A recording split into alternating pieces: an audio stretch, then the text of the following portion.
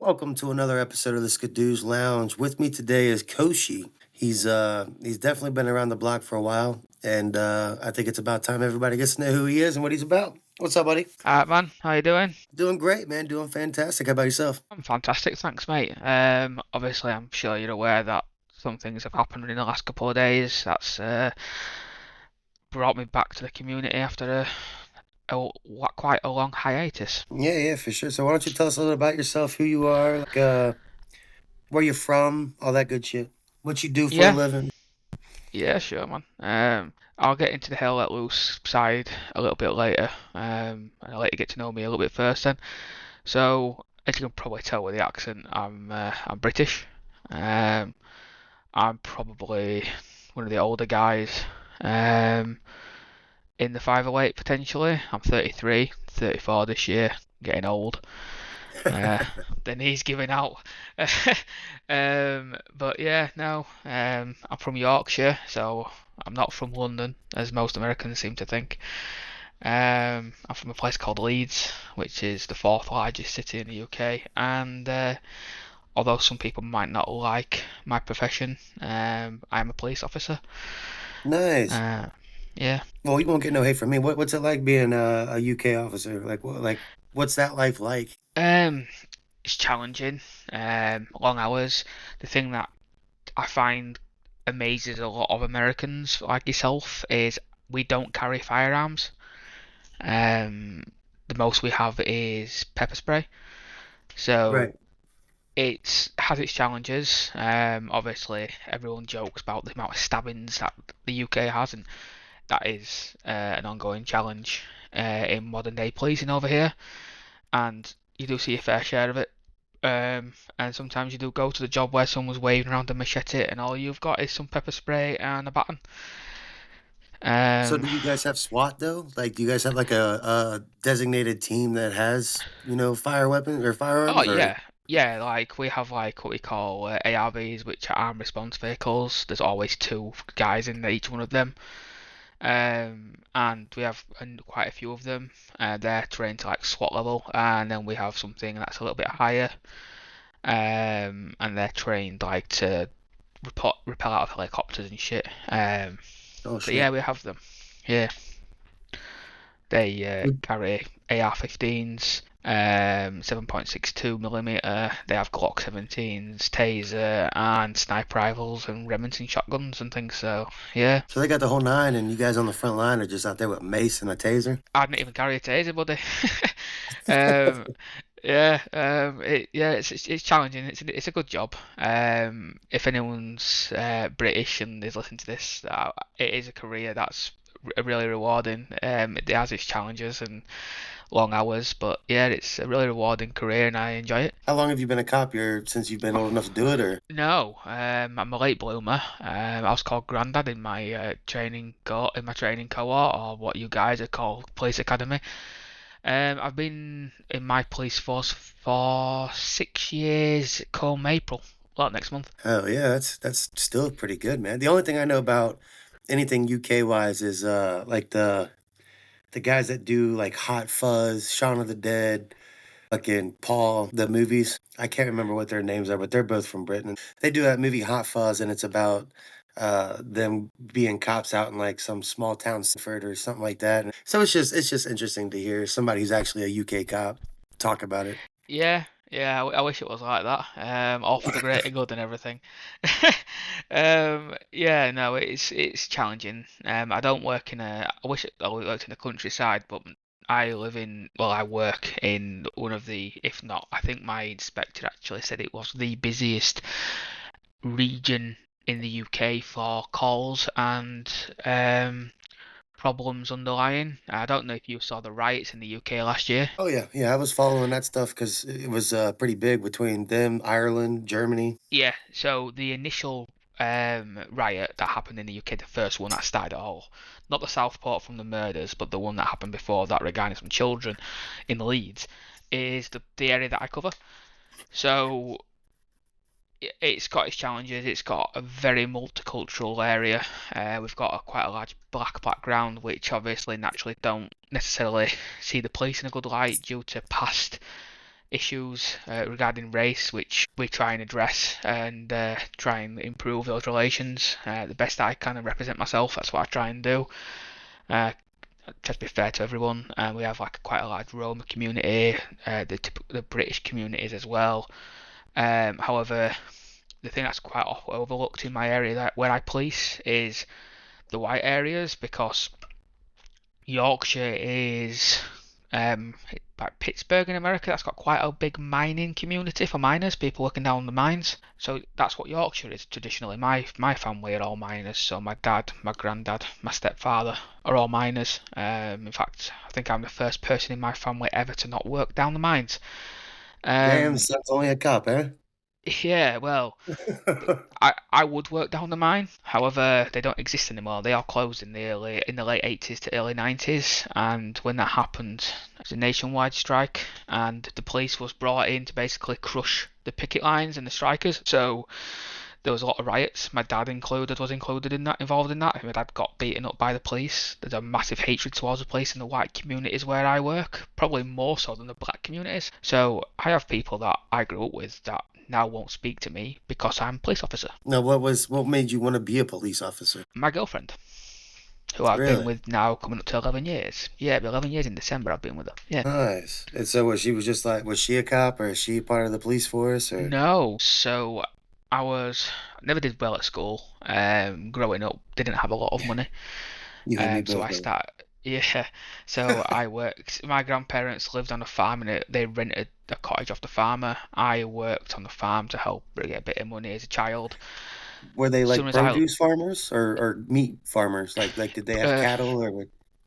no, they had two cows, but they were just fight because they wanted two cows. They were Highland cows, but no, it was like wheat and corn and things. Oh, okay, Mostly produce. wheat. Okay.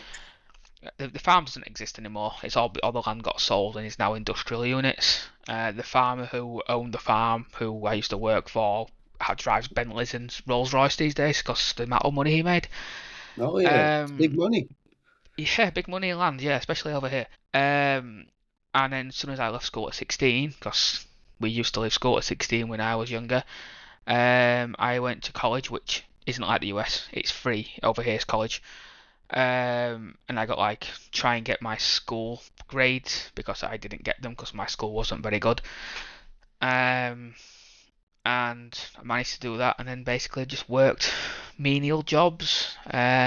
I met my girlfriend who is extremely well educated.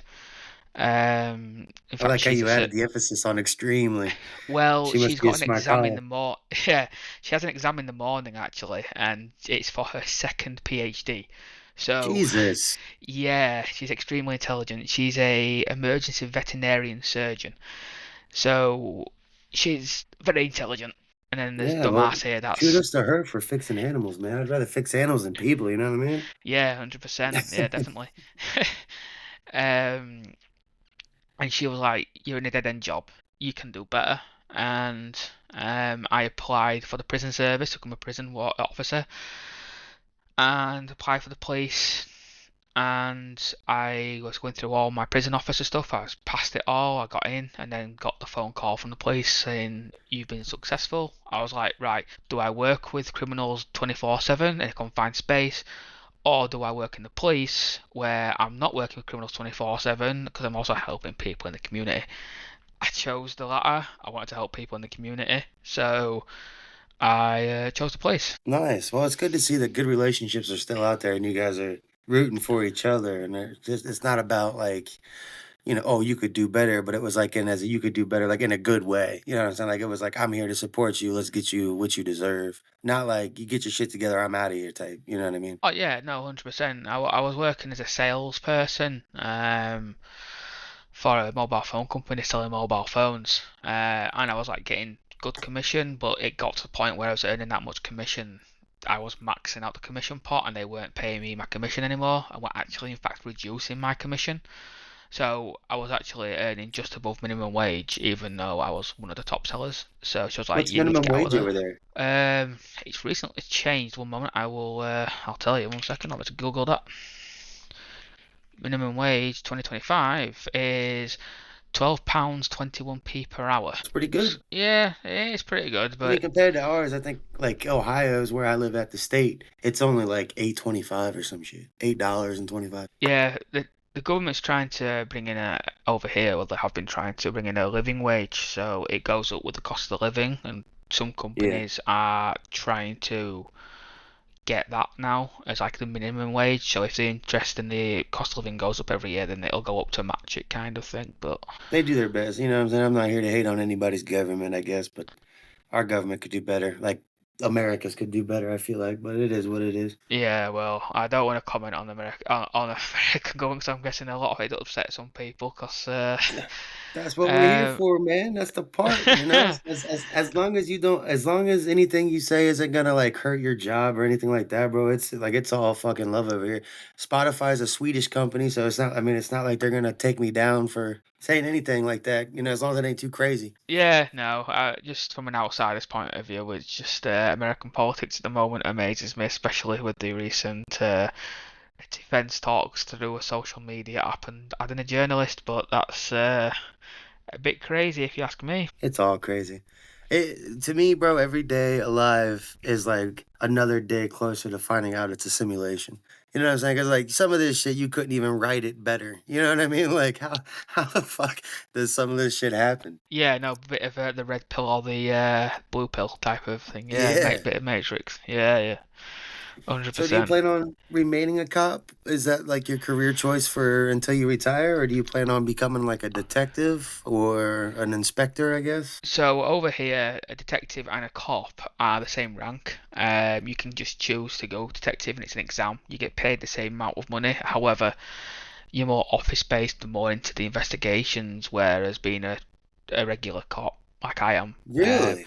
Yeah, yeah, detectives aren't seen as a higher rank than a cop. It's just you won't be called. Interesting. Yeah, you'll just be trained in more investigative skills and interview. You'll be trained to a higher level of interviewing, where and certain roles open up to you. Whereas with my role, I have certain roles that I can do that a detective can't. For example, I can be in the traffic team where I drive high-powered sports cars, chasing cars, or join the firearms teams where they're firearms, or the mounted where I ride horses and things like that. Whereas a detective can do what we call HMET, which is investigate murders and things like that. So yeah, How there's a many lot of murders have opportunity. you? How many murders have you ever been called to one? No, I've never been to an actual murder. Been the first there. I've That's a obviously good know thing. what. Yeah. Obviously I can't go into too much details, obviously, but Yeah, yeah. you do hear about it, and your colleagues do go to them, and they're obviously not nice. If you feel sorry for the families and the people involved, and obviously, as modern day policing, we do now. Well, in this country, we offer as much support as we can to the victims and the families. Now, as a police officer, is it hard to like what is it harder to do certain things like when it comes to like enjoying football, for instance? Like I know, like I was watching this documentary where this woman was dating a guy, or they were married. I'm sorry, they were married. She was trying to become a cop or something like that, but because he was involved with hooliganism or whatever it's called, she Yeah, wasn't allowed to be a cop. Like, is there some kind of like, do you have to watch who you're with, like what you're associating yourself with, and all that other stuff, or yeah. So part of joining the police, you have background checks for you and your family and the loved ones. So my family and my girlfriend and her family got background checks, and and it if they wasn't obviously there was no issues with like your dad being on the picket line riots and stuff like that? Like that wasn't brought up, or was no, that just kind of like he never really got identified? He was just there. no, it's because it was so long ago, and the fact that striking and being on the picket line isn't an offence. It was just that there was some misbehaviour elsewhere, and the police basically just charged the line. And back in the 80s, policing was a bit Ah, different and a bit more brutal than it is these days. These days we wouldn't act like that, and yeah, it had no recourse on me. None of my family have got criminal records, so it had no effect. But yeah, people you associate with where you live as well has an effect on if you can apply for the job. But yeah, for me it was fine. For other people, yeah. And yes, to your question, it does affect your life because when I'm out on town, I've always got in the back of my head, I've got to be on my best behaviour because obviously I don't want to do anything stupid and I don't want to be involved in anything going off either. Like if there's a fight in the street, I will avoid it the best I can unless I try and get involved to split it up. But you've just got to be careful. Fair enough. I feel like that's anywhere too. So do you still get to go out and enjoy the pubs and stuff like that? Like, you don't ever, do you have like a local one that you favor or? Yeah, I think I don't know about the British culture, but the pub is like the hub of the community. So yeah, I think most Brits have a local that they'll favour over the rest. However, I'm not much of a pint drinker. I don't like lager really. I'm much more of a spirits kind of guy. I love my rum. So I drink rum. Whereas my other half, she's a Scotch person, but I suppose she's Scottish, so that comes with the blood really. Right. Yeah, well, I actually started getting more into the whole pub, the whole British culture of that whole pub life because of a guy named Honest Places. I don't know if you guys know who he is or anything like that, but he's a UK YouTuber and he goes to different pubs and has a Guinness.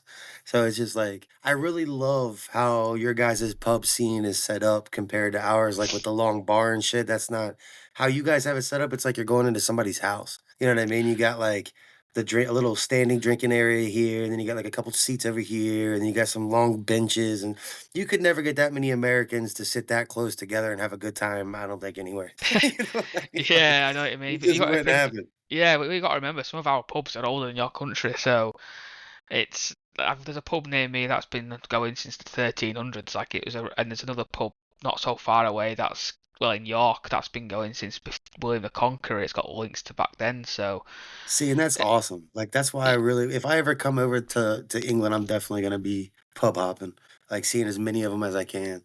The history is amazing. oh yeah, there's so much history. My I wonder advice to how you though, many. I wonder how many people were plotting in them pubs, fucking 2, 3, 4, 5, 100 years ago. You a know what lot, I mean? Like probably overthrowing a lot. Yeah, motherfuckers. definitely. I don't know if you've, in fact, if you've ever interested in anything like that, Guy Fawkes, the man who tried to blow up Parliament, did that in a pub. And we celebrate him to this day by burning a pyre of him every year. It's a bit like our 4th of July fireworks and everything like that. Damn, I'll have to Yeah. check that out. So, what are some other things you do outside of, policing your area and having a nice rum on the rocks and hanging out with your veterinarian lady? I'm into my cars. I do like What my kind of cars? cars. Like race Um, cars or like old body style cars or Formula One? I like my own cars. It sounds a bit silly, but like I don't watch Formula One. I think it's for posh boys. Give me a old Rally B any day, but Rally B's banned now, so I can't watch that because it was too dangerous. Um, it seriously was. It was like Iron Man TT, but with cars. The Iron Man TT, if you don't know what that is, I love watching that because that's just a crazy ass race. For me, that is the last true race of its kind. You'll have to And send me a message with that link or with something to watch it. I definitely will check it out. so the Isle of Man TT is a motorbike race around the Isle of Man, which is a crown dependency. It's around the UK. It's in Ireland, and it's a road race. Anyone can apply and join it. And every year there's someone dies in the race because it's that fucking deadly. So yeah, it's crazy. People die every year. I think more people have died in the race than actually races have occurred. I think maybe 4 or 5 died last year alone. Damn, from just like hitting off the rocks or something, Just crashing. Yeah, crashing. and we're not talking like just everyday people. We're talking professionals. I don't know if you've ever Right. Oh heard yeah. of Valentino Rossi, the famous GP world champion. Mm-hmm. He once visited and did a lap, and he said he'd never do it again because people that do that are absolutely crazy, and they are. So yeah, that race is a real good race. I watched that, and I have good cars myself. I have a Ford Focus ST. I have my girlfriend's also a petrol head. She's got a 5 litre V8 Mustang, um, S550. So yeah, I have some nice cars. Yeah, it sounds like it. It sounds, man. The more and more I hear about this lady, bro, it sounds like she's the fucking cream of the crop. It Yeah, sounds she like you is. struck gold with that one, man. I have. Love her to bits. Drives me up the wall, but I love her to bits. Wouldn't change her. Do you do model cars too, or you just strictly like drive like you like to like I like to physically in drive person? them. Yeah, I like to drive them. So I've done the NC 500, which is the north coast of Scotland, 500 miles. It's e.g. the NC 500 title. It's a beautiful scenic drive. I've done that in the Mustang back during the COVID lockdowns when you were allowed to go out, but there was still a bit of semi-lockdown. So that was amazing because the roads were empty. Oh yeah. Back in 2022, I did a 10,000 mile road trip around the States. Um, so yeah, I've done some good stuff. Sounds like it. So, can you tell me some of the cool places you've been outside of your area, like other countries or? Yeah, I've been to India 14 times. I've been to Damn, Vietnam. what's in Yeah, India? just everything, man. I've not been for years. It's changed a lot since I went. But I've been to the Taj Mahal. I've been to a place that's older than the pyramids and has had sewers and things. And I can't remember what it's called now. And it was like a 6 day train ride in India, and it was a steam train. But yes, I've been to India, I've been to Goa, which is over there, and things. Travelled around that part of the world. I remember one year flying into India and then getting diverted to Russia because the British and the Americans were invading Afghanistan, so they put a no-fly zone over Afghan. So we had to divert to Russia. So as the invasion of Afghanistan was happening, I was in the air flying to India. Damn, Yeah. some straight up terminal type shit. Oh man, it was so cool. We got escorted by an F-16. So Oh, that's I got to think it be was lit. yeah, I saw it. I think it was F-16. I was only young at the time, but it was It was a US fighter, and it was literally our window flying inside of us to escort us out of the area. So it was cool. What would you say is your favorite place you've been? Oh God, um, the best holiday I've been on was 2022 to America. Just because of the amount of stuff me and my girlfriend did. Which sounds weird, but we wouldn't have been able to do it if it was not for COVID. Um, it allowed us to save up more than what we'd planned, so it got to expand the holiday to levels that will probably never happen again for us because it was very Ah, you don't want expensive. to come back here anyway, bro.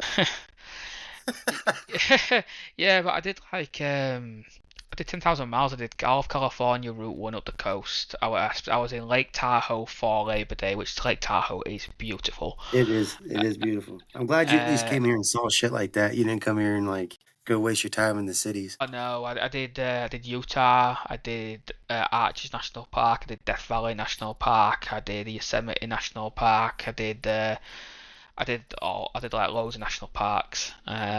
Went hiking, jet skiing, quad biking, shooting. I did all sorts, man. I spent more on that holiday than I did on my deposit for my house. God damn. Yeah, I think we spent over £20,000 on that holiday. Sheesh. We also did Vegas twice as well. We went to Vegas for a week, then left Vegas, and then went back to Vegas.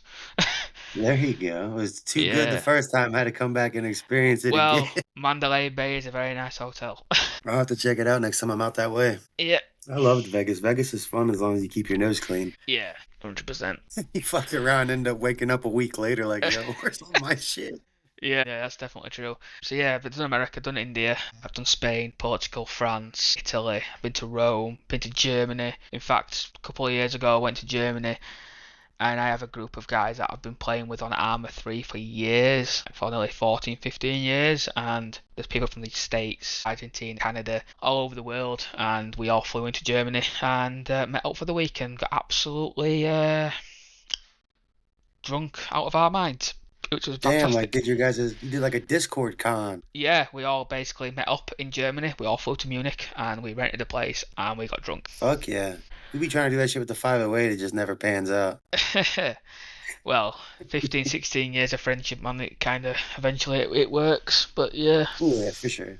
And I feel like you guys are more centralized over there. You know what I'm saying? Like to make like the American cats, we could all meet up easily compared to like having to fly to to European guys or European guys flying over here. I feel like I think you'll see a European meetup or an American meetup before you see an actual like the entire group meetup. well, we got what 8 guys from the States to fly over to Europe for that. So Okay, okay. we got one guy from Argentina, in fact. However, we did all chip in and pay for his ticket because he didn't have the money fully to pay Mm-hmm. for it.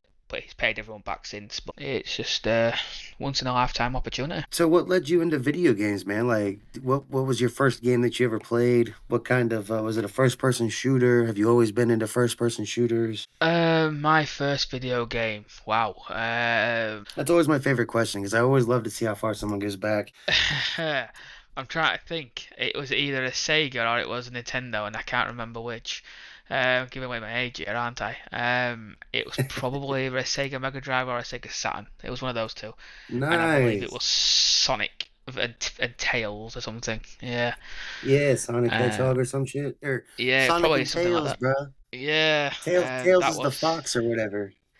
Yeah, that, and then obviously GoldenEye on the N64. Big massive Star Wars fan, so Star Wars games, and Do you PlayStation like the 1. new shit? I like the TV. I like where the TV series are going, not necessarily the films. I don't believe are very good, but I'll openly admit I cried during one of the Ahsoka episodes where she fights Anakin because I watched the Clone Wars and it closed the chapter which, like, as a Star Wars fanatic, I was like, yeah, that's just made me fucking teared up. And as a 33-year-old 19 stone bloke, um, yeah, not easy to admit, but yeah, a tear was Well, shed. it's all good. That just shows you're passionate about shit, bro. There ain't nothing wrong with Yeah, being yeah, that's passionate, it. you know? Fuck them if Um, they got a problem with it. yeah, tell me about it. But but yeah, no, video games since I was a kid. I've played every single Call of Duty up until the recent few because I don't like the new how Call of Duty is these days. I think I still have somewhere the a copy of Call of Duty, the original, which still to this day for me is the best campaign of any Call of Duty ever. Yeah. Would you say Call of Duty was your first like big time first person shooter that you were like, oh yeah, this is what I'm gonna this is what I'm gonna fuck with? No. First person shooter, Medal of Honor. See that game, not many people talk about that game, but that one was my favorite storyline. Yeah. Medal of Like the Honor. OSS and shit.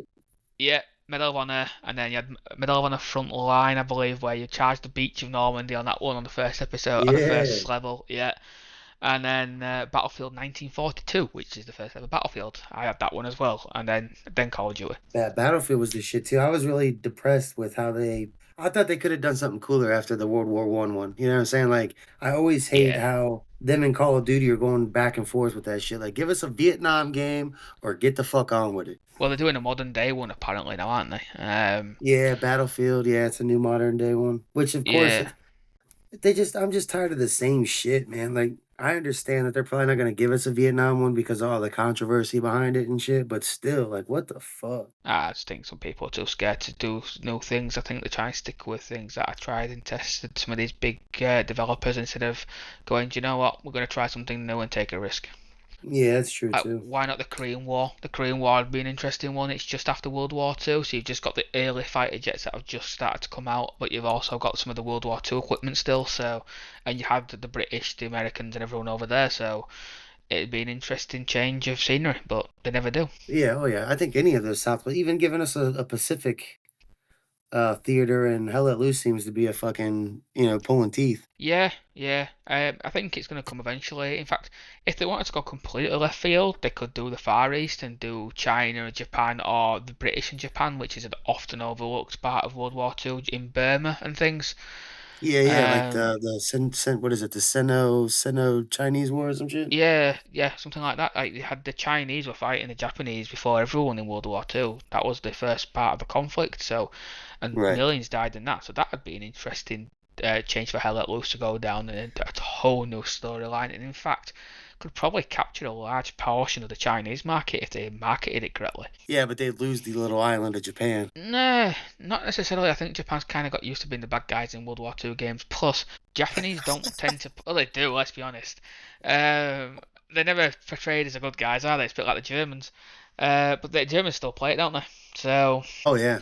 Yep. yeah. That's for sure. What are some of the other things you do outside of gaming and stuff, buddy? Like Uh, you said cars. Was there something else that I yeah, had cut you rugby. off on? I love my rugby. I'm a football, more so my rugby. But yeah, Who are your I'm a teams?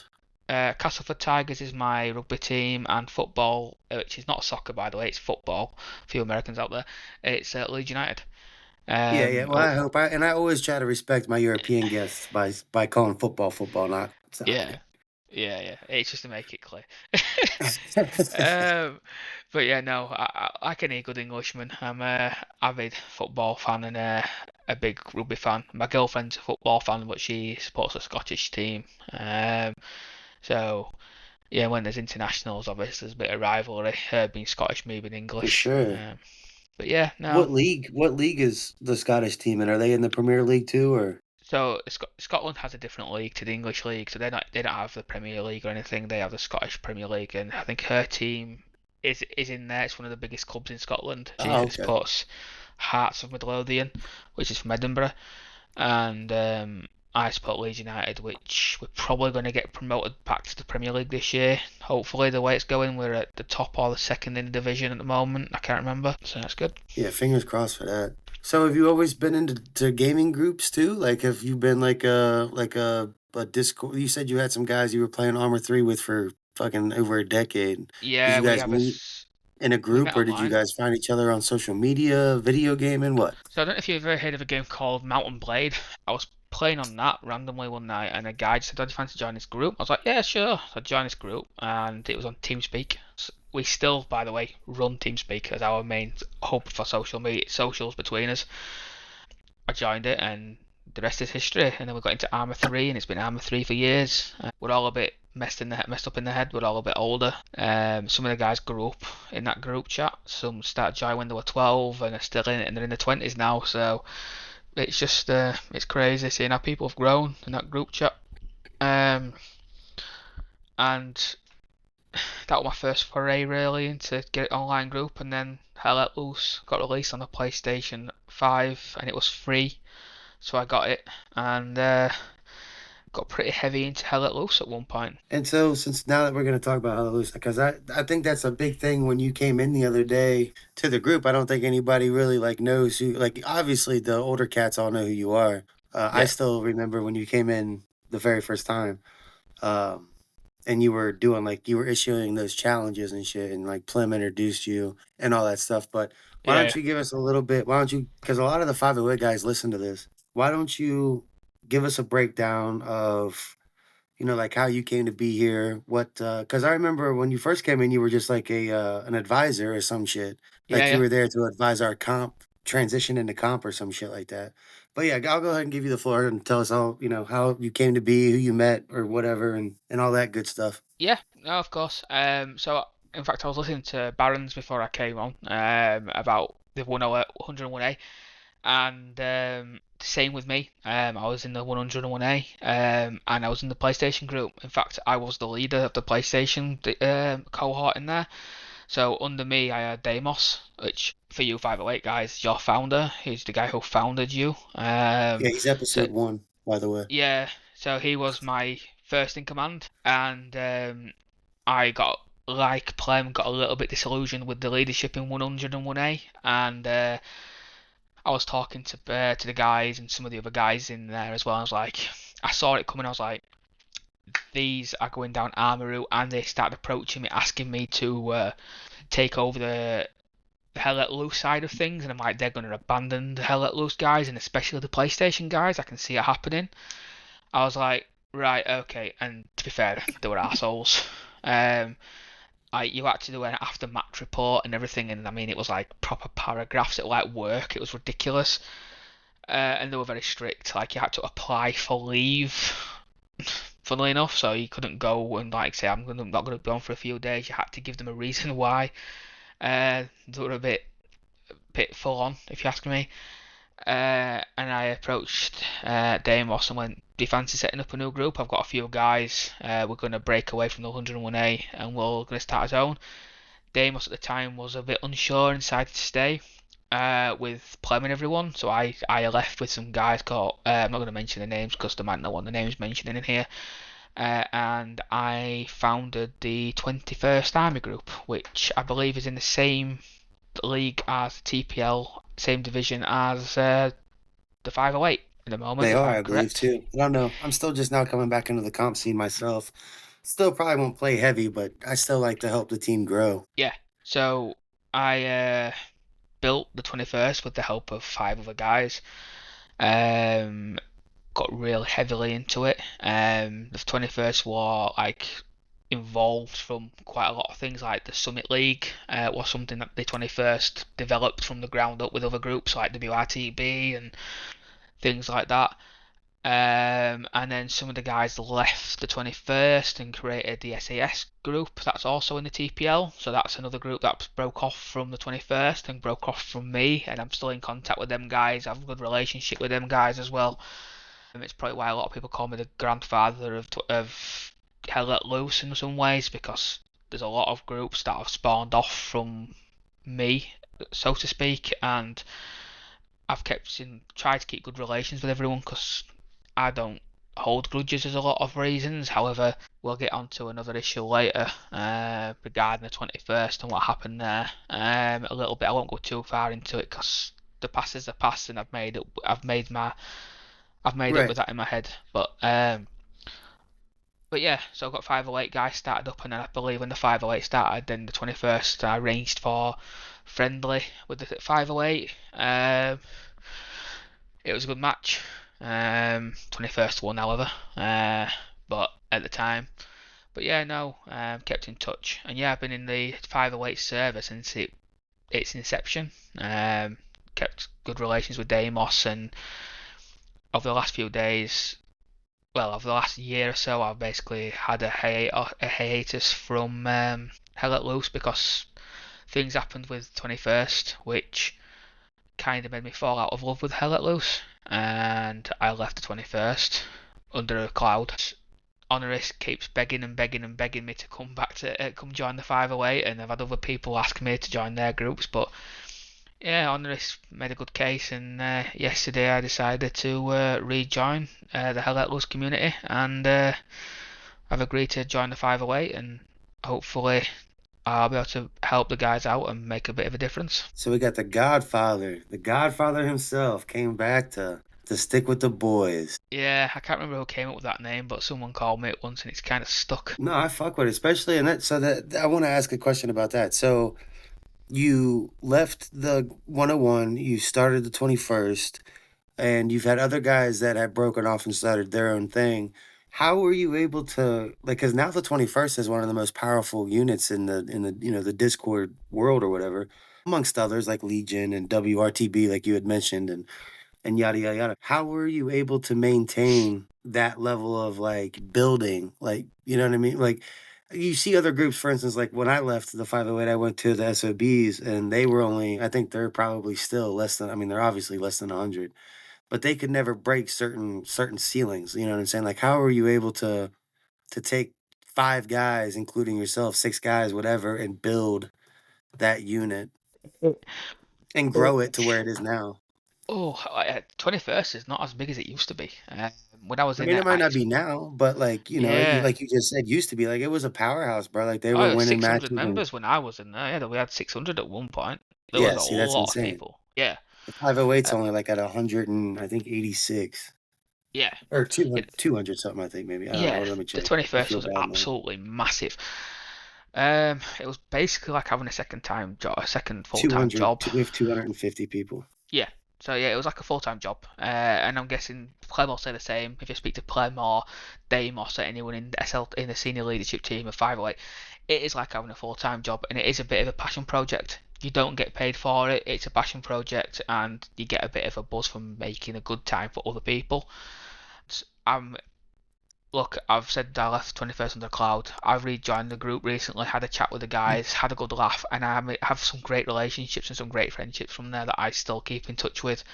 And the leadership over there now is fantastic, and really do hope to see the 21st thrive and push on and be where they deserve in the groups. I do truly believe that they deserve to be one of the top in the world. If you ask me, well, if you ask me, the guys over there are very passionate, and yeah, I hope they listen to this because I truly believe that the basis and foundations that I helped build for that group will project them further, and that's what I hope to bring to the 508 as well. But yeah, it's a lot of hard work, and it was fostering a lot of good relationships that helped. I'm guessing you're in some Facebook groups for the Hell Let Loose community on Facebook, for example. Yeah, yeah, I've Uh, seen a few of them. I yeah, don't think I'm a part of any of them because it's always every time I've ever seen any posts or anything, it's always someone bitching about clans. yeah, Or I mean, there for a while there was a point where there were people that were literally kicking if you were in a game and you were in a clan, they were kicking you just because you had a fucking clan tag. yeah. So what happened was, it got to a point where six of the main groups, and at the time 21st was one of them.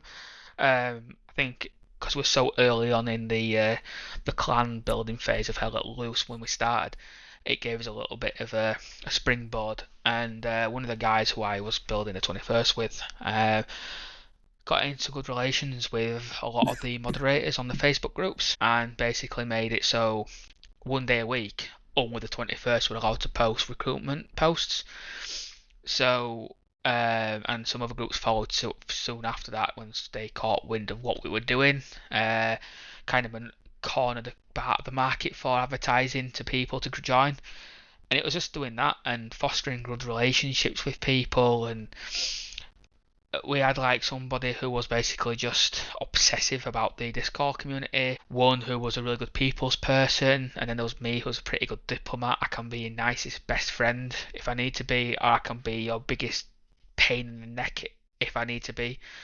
But I'll always do it with the best intentions, and I think the guys kind of got that gist. So, um, and we did it in a bit of a democratic way as well. Like, even though I was a founder, I could be demoted or voted against and I'd lose because we set it up in a bit of a democratic way where it wasn't what I say goes, it was a vote basically. And it worked until it didn't, but we won't get into that. Right, But right. Well, that's what I was gonna say because like it seems like that would be your home.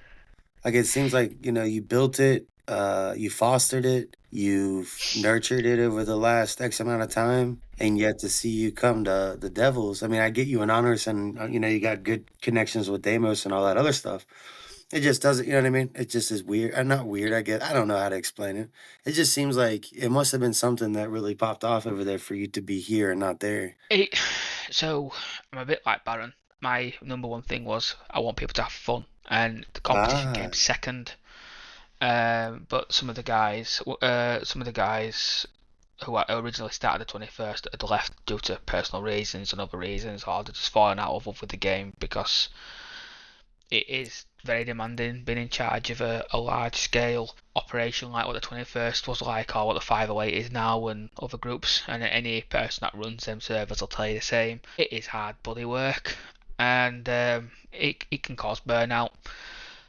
And a few things went off at my work which caused me to I needed some time away from Hell Let Loose. And I took some time off from work, not from working on Hell Let Loose to focus on my career and my own personal life. I was going through the mortgage for the house and everything like that, so I had a lot going off personally. And somebody had somehow weaseled their way into the senior leadership team and basically got me ousted because I wasn't active enough. But I was like, right, okay. But because how it was set up to be democratic, it could happen, and it did happen. Because so I left, and due to all the work I put in, it just broke my love for Hell Let Loose, and I was like, yeah, I'm done. And yeah, 21st is my natural home, I'll admit it, but there's just a part of me that I don't think I could ever go back because of just the heartache. Like, I'm more than happy to join their group and have a game with them and have a laugh and a joke, but I don't want to be in any sort of high level leadership role. I'm more than happy to help out and come up with ideas in my spare time, but I'll never go back to the levels of activity I once endured, so to speak. fair enough. Ain't nothing wrong with that. I totally see where you're coming from. I would definitely be on some fuck them type shit. That's for damn sure. You know, it's crazy how you said that though. Somebody weaseled their way into senior command. It seems like that happens quite frequently in these groups, and it's crazy to me how it happens and how quickly it happens and how like much damage those motherfuckers can really do. Yeah, no, it can happen, and you do tend to find it's a bit of a divide through with the time zones. The issue is, and it's tale as old as time with Discord groups. The Americans and the Europeans always seem to split a little bit, like you saw it with the 508. However, the 508 did it the right way. Kept good, fostered good relationships with each other, and then the European guys came back because they wanted just to be under the Devils banner still. So it was done in the right way, and I think the 508 is one of the only groups that I know of that's done it right. And hats off to Honoris and Clem and everyone for being amicable during that period because I Yeah, was for sure. involved. I was involved in that. I actually was approached because I've got a good relationship with everyone. I was approached by Honoris to be the go-between because he wanted a neutral party there who he knew would be neutral. So I helped foster that initial conversation, and obviously it worked. The group's still together, everyone's still friendly and getting on, and I love the fact that that's the case, and everyone's grown up enough and mature enough to move on and still be friends and work together. Well, yeah, like you said, it's all about how you leave. Like, there's been several guys, including myself, that have left in the last year and came back because, we left on good terms. But then there's other cats that probably will never be welcome back because they went out with the whole fuck you, and fuck you, I'm out of here shit. And it's like, what do you expect to happen? I feel like you got to really fucking be putting all your apples in that basket to just go out like Yeah, fuck yeah, everyone, you do, yeah. you know? 100%. Yeah, no, it's just something I'm glad to be part of a community. I'm probably not going to be the most active due to my job, but I'll do my best by the 508. And if anyone needed any help or anything, I'm more than happy to help. In fact, I'm currently working through a few details about a potential training ideas and things already with some of the guys in senior leadership. So I've already hit the ground running. I You heard it here first, bro. Enlisted guys, if you're listening, this is the dude that's fucking up your training cycles. This guy. He'll take your I hate mail. yeah, send me. I thrive. Yeah, no. I promise it won't be anything. I'm building it to be a little bit more. I like to make my training fun, and I'm I excited hate. for it. Yeah, so it's going to be a bit of it's going to be a bit competitive between the groups. I can see it becoming competitive between the squads because that's what I'm designing it to be. Create a bit of an inter competition between the groups. But it's going to be something that's going to be a bit different from your normal. Right, this is a tactic. How you do this, this, and that. And the new training that I'm developing. Hopefully, if senior leadership team's happy with it, it'll help foster some ways going towards the new tactics that the 508 is going to be implementing soon. So this new training that I'm developing hopefully will go hand in hand with that and help develop that new tactic going forward for the competitions because the 508 is a really good, capable team. However, I'm not one to pull punches. The 508 have always struggled a little bit with 1v1s. It's always something I always hear time and time again. So plan is to improve that, and that's what my training is going to be based upon: is improving the 1v1 abilities of the 508. I got Honoris to be better than what he was. I set him a challenge, and bless him, he spent 6 months trying to do it, and he finally managed to do that challenge. So, which was get 50 kills with a bolt action rifle in one game. Um, and he did it. So Um, it's not going to be anything like that. It's going to be squad based, and it's going to require us to have a server to do so, which we have. So that's going to be something that's going to be coming soon, hopefully. Well, hopefully you Uh, guys implement a guide on with that so you guys can start showing some kind of improvement with the squads. Like that was one thing I wish we had always had back in the day was like you always had Abel versus Baker or Charlie versus Baker or Easy versus Abel, whatever. But like there was never like a recognition of like, oh well these two squads met on the battlefield one day and then like Charlie and Baker had a couple of those fights, but there was never like a unit wide guide on that got like passed around from squad to squad weekly or monthly or game, match to match. But yeah, that would I've always yeah, said that we got to figure out something. I think one of another big problems is not motivation, but like participation. Like everyone wants to be there when we're winning comp days, but no one ever wants to fucking read the strategy. No one wants to watch the 15, 25 minute videos. Nobody wants to hop in with the same squad every week and play. You know what I mean? Like, there's a lot of effort that has to be seen, I feel like. And that's one of the problems like I had when I was doing leadership shit was like you can only bang your head against the wall so many times before you're just like, "Yo, what the fuck?" You know what I mean? There's 200 and what did I say? There was 200 something people in the Discord, and I guarantee you, you'll see the same 70 fucking guys every fucking month. You know what I mean? Like, there's never like a consistent overture. Like, we will never be able to get a 50v50 until everyone wants to start putting in that same effort. How Yeah, especially how are you able to maintain that? Like yourself being someone who has created the 21st, came here, now you're helping with our other trainings, and like you said, you've seen the same shit over and over and over and over. Like, at what point where you're, do you just be like, "Yo, what the fuck, man? Obviously, you don't care enough. Why am I putting in this much effort and time?" the reason why you keep going is because of the guys that do turn up regular every week in, week out. They're the people you do it for. And look, I'm old enough and wise enough to know people have lives, they have families, they have children, they have work, they have Yeah, jobs yeah. and loved That's why ones. casual is the way to go, in my opinion. And the comp Yeah, level is just and some people don't like the seriousness of the training. So I know, like, I don't know what the 508 training is like at the moment because I've not really been involved in it too much because obviously I've not been here. I remember the 101A was basically actual squad maneuvers and how to approach an attacker position, but it was using historic training stuff, so it's pretty like tactical and technical. Wasn't very fun. Whereas my training tends to be a little bit more fun and a bit more attractive to the casual. I'll give you a bit of a thing. So the part of the training that I'm planning to do is there's going to be one defense team, one attacking team, and the defending team has unlimited lives but are only allowed to use bolt action rifles. The attacking team, each player has 5 lives, has to take the position that the defensive team is defending, but they only have 5 lives each, and they're allowed any means possible to get in and capture the defensive point. So they're allowed to use machine guns, MG42s, satchels, grenades, everything. And then hopefully, eventually, we'll be able to up it to 2 defensive teams and double the amount of lives for the attacking team. That way, it'll make the attacking team be more careful and more methodical in their approach, which goes hand in hand with the new tactic that the 508 is going to be implementing soon. And the defensive team will get better at 1v1s because they'll have to become more accurate with the shots, pick their shots because they're only using bot action rifles.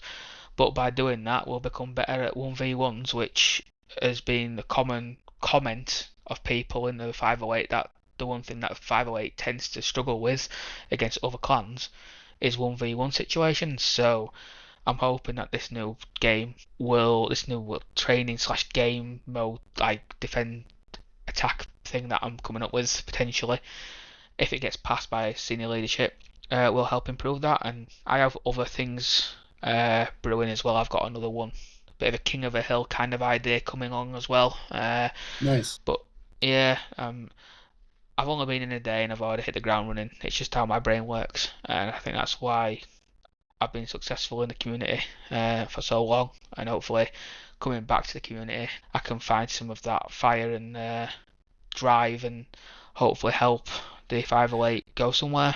I'm not wanting senior leadership. I'll put that out there right now. That's not something I want to do. I'm joined as a private, so I don't have any pull on what the senior leadership team do or anything. I'm just going to be giving them ideas, and hopefully they take some on board. If they don't, and then they've got other ideas, that's fine. That's their prerogative. It's their group, and they've earned the right to do so. I'm just going to do my best by everyone and try and help everyone the best I can. Beautiful, man. Sounds like sounds like you're right where you should be then. Yeah, hopefully. Well, I mean, you should be leading the 21st, but you know what I'm saying.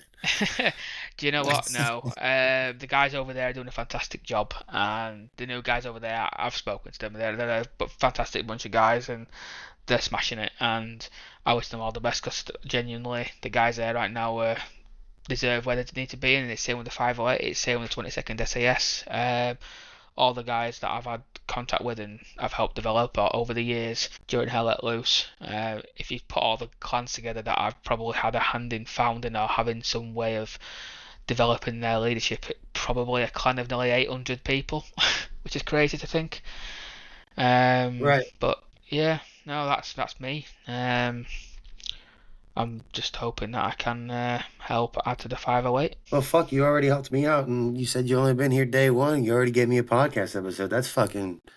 That's top tier, bro. I can't even get like I've got some others lined up, but like it takes forever to get people on here to talk. So the fact that you were That just shows how willingly you are to, like, integrate into, you know what I mean, meeting people, getting to talk, and you know what I mean, shit like that. Like, you're already putting in the effort is what I'm getting at, I guess. Yeah, I think that's part of the challenge of being part of a community is just having that ability and that mentality of yeah, I'm going to challenge myself today. But you should do that in general. Everyone should Yeah, push for sure. themselves in life. Why settle? Always push and strive for better. As long as you're not hurting anyone or hurting yourself, what's the harm? I like it.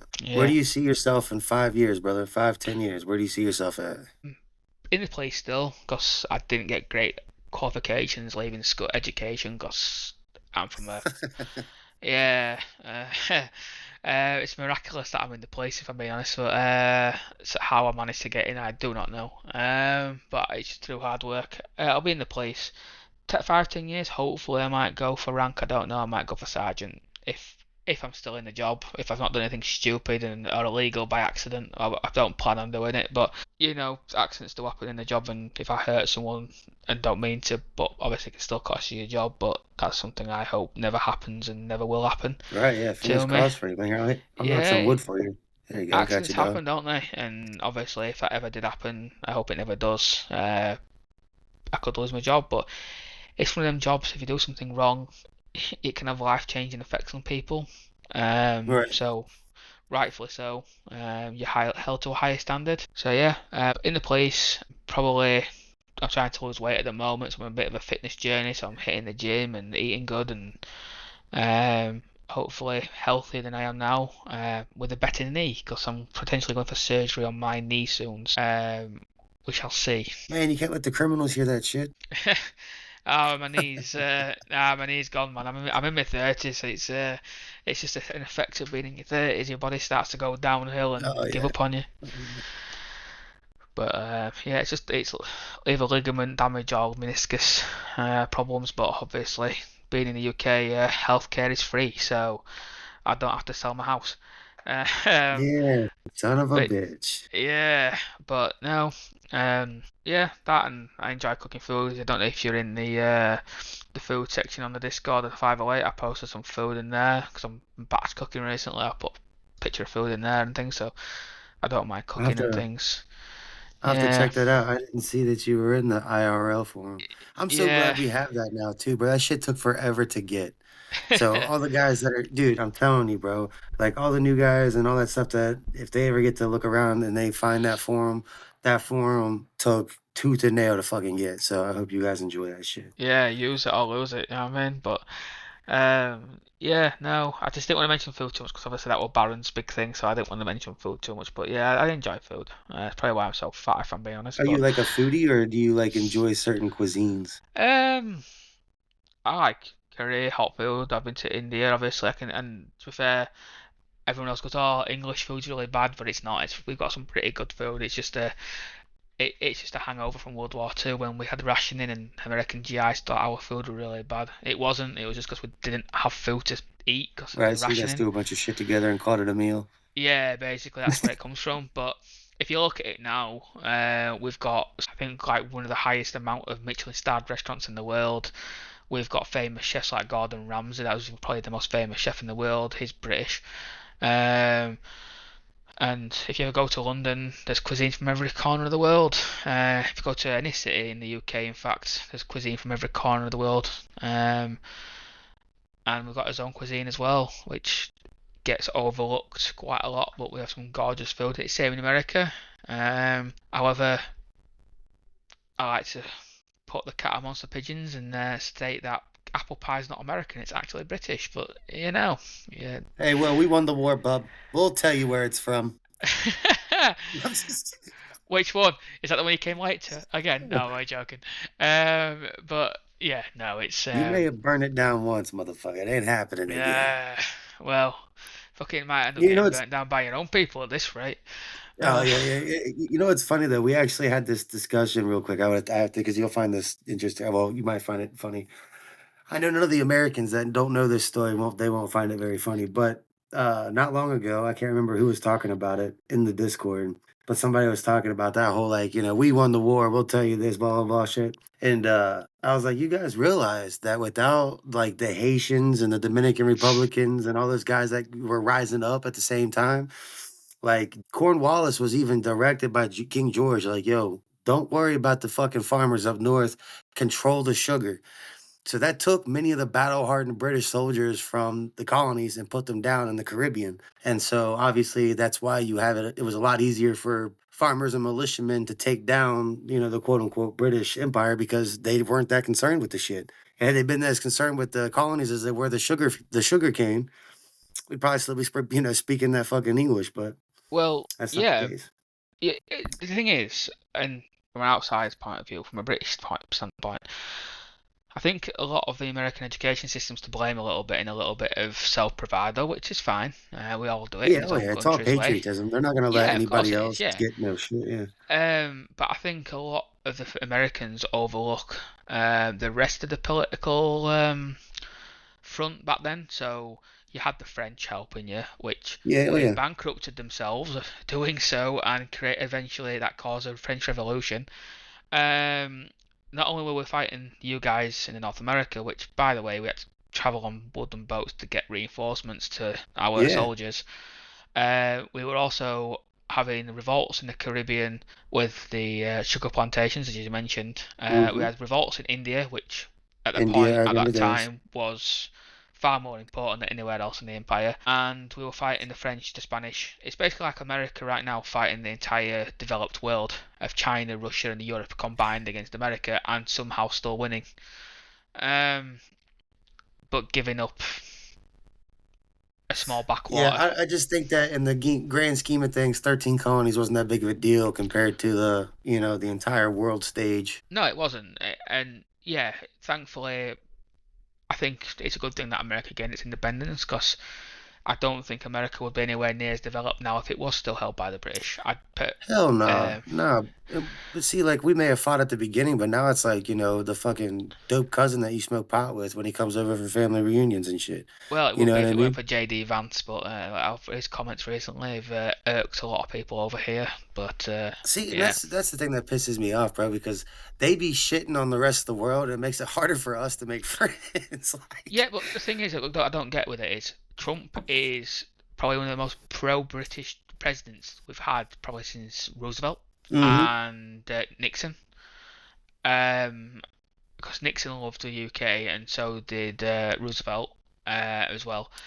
But and Trump loves the British royal family. In fact, I believe I read an article recently that he wanted to join the British Commonwealth, which would be hilarious because that would mean the king is the head of state for the US, which would be right. hilarious. We But never said he was the brightest crown, damn it. He just was the only one that motherfuckers did. Like, but no, I look. Trump's your president, and he was elected democratically and things. I don't have a problem with Trump. He hasn't said anything bad against the UK. I don't necessarily agree with his foreign policy decisions at the moment, but that's I'm British. I'm not American, and America does what America does for itself, and rightfully so. However, the things that have really upset me recently is comments from JD Vance regarding that country that hasn't fought a war in 30 years. What are they going to do? Really pissed me off because the only two countries that he could have commented on that was us and France, which incidentally we went to both wars in Afghanistan and Iraq and had many people die in them yeah, oh wars yeah. The British alongside were right, dude. American That's what soldiers. I'm saying. You guys are always there with us. It's always us and you guys. Yeah, exactly. And I had a lot of friends and family that went to Afghanistan and Iraq and fought. And yeah, as a Brit, that hurt. It was like, yeah, you just basically spat in my face a little bit, and I was like, I'm usually very pro-American. I'm like, yeah, they're the best allies we have. And JD Vance's comments and things and how he's been behaving, honestly, as a British person, has put that thought of doubt into my mind a little bit recently. And I think I can speak for most Brits that it has put a lot of doubt in British minds about America's place in the world stage at the moment. But we'll see how it pans out in the coming years. Yeah, I'm just hoping that the rest of the world don't hold the civilians. And it's actually crazy because I was reading There was this that huge release on when Osama bin Laden wrote that letter to CNN or whatever the fuck it was, and they were like they released it and they were reading it out to people and shit like that. And it was talking about like, we have no war with the American people, or we had no war with the American people, but after like consecutively, you guys are supposedly we're democratic, so you vote these motherfuckers in. The people you're voting in are now bombing my country for the next 80 years. Like that's a fucking problem. And so when you look at it like that, bro, it really kind of opens you up a little bit more to like, wow, because if you were born in that side of the world and America was bombing you every day, you would be doing some shit too. You know what I Oh mean? I yeah, mean, I'm not saying I'd be out there bombing kids and doing all the, the fucking heinous shit that they're doing, but I would definitely be taking a fight to the, to the soldier. Like I wouldn't just be sitting there, you know? oh yeah, 100%, and I agree with you. And I can um, obviously I'm gonna not condoning what the Taliban did because they were evil. No, Uh, hell no. Yeah. and I'm not gonna speak some of the language that I wish to speak because I don't want to swear to the point where it can demonetize your podcast. However, uh, Man, demonetized, man. Oh shit. yeah, That's a lot of love. I wish. Not there yet. One day, well, hopefully. they deserve it, man, and hopefully that will happen in the future. Um,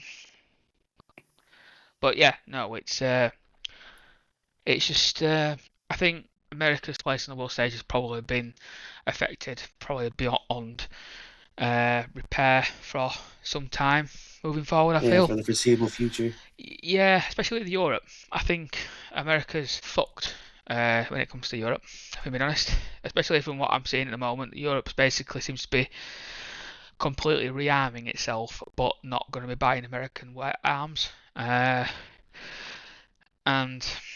I don't think what a lot of people who are very much pro-Trump and this anti-European thing like JD Vance is realising is when Europe rearms and becomes very militaristic, wars tend to happen and not small ones. Yeah, but yeah, I don't know. Well, at that point, I would hope that everyone, is. I don't ever see us going to war with Europe or anything crazy like that. I don't ever see us fighting each other, Yeah, specifically the UK and America. I don't ever see that ever happening. no, and I honestly don't either, and I hope it never does come to that. But I I'll move can't to speak. Iceland. I can't speak for the continental Europeans because who would have thought we'd have gone to war with Germany twice in 40 years to the level that we in 20 years the level we did, but we did. Yeah, but I think that's another thing. We'll have to get into all that. I need you to come back on the podcast at another episode so that we can dive deeper into all that crazy shit. Yeah, 100%. But yeah, no, it's Because this is just a meet and greet, and we're yeah, gonna yeah, start no, getting. I I completely agree with you on that one. Um, yeah. but yeah, no, it's it is what it is. Oh, sorry, man, I'm just So we'll get you back on here for another episode. Make sure you pencil me in another day. I'm free whenever, man. As long as I'm not working and things, I'm more than happy to do what needs to be done. Hell yeah, that's what I like to hear. Well, I have no more questions for you, man. Do you got anything else you want to say to the people or the 508 guys or anything? Yeah, I know I'm new to some of you guys. I've been around the block a little bit, and if you think, oh, I can't go to SLT with my ideas, no, to hell with it. Develop your ideas, get a good case for it, and put it forward because who knows, you may help the 508 win the next TPL. I love it. You heard it first, man. Don't be afraid. It's an open door policy, and your battle plan could be the one that saves the day. Is that all you got, Coach? That's all I got, brother. Yeah, it's for me as well, buddy. Yeah, free anytime you want to speak again. I'm more than happy to do so. All right, Bubba. We'll get you in.